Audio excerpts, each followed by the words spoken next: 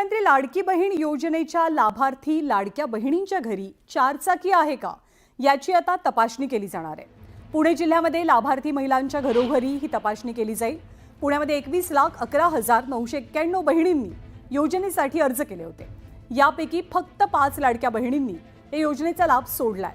लाडकी बहीण योजनेसाठी पात्र महिलांच्या कुटुंबाचं 2.5 लाखांपर्यंतचं उत्पन्न नसावं, तसंच 2.5 लाखांच्या वर उत्पन्न नसावं, तसंच महिलेच्या घरी चारचाकी वाहन नसावं अशी प्रमुख अट होती। या अटी शर्तींचं उल्लंघन करणाऱ्या लाडक्या बहिणींच्या अर्जांची फेरपडताळणी केली जाईल।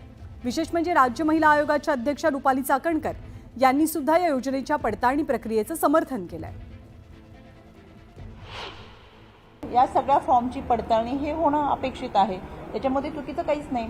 आणि पैसे मिळणार नाही असे म्हणणाऱ्या विरोधकांना मला आवर्जून सांगायचे, 26 जानेवारीपर्यंत सगळ्या महिलांच्या खात्यामध्ये परत एकदा पैसे जमा झाले। त्याच्यामुळे फक्त ह्या सगळ्या गोष्टींची चाचपणी साहजिकच निवडणुकीच्या दरम्यानची प्रोसेस होती आणि याच्यामध्ये अनेक जणांनी फॉर्म भरलेले होते, तर त्याची पडताळणी आणि माहिती घेणं आवश्यक आहे, ती त्या विभागाकडून घेतली जाईल। याच्यामध्ये योजना बंद केली आहे असं बिलकुल नाही आहे।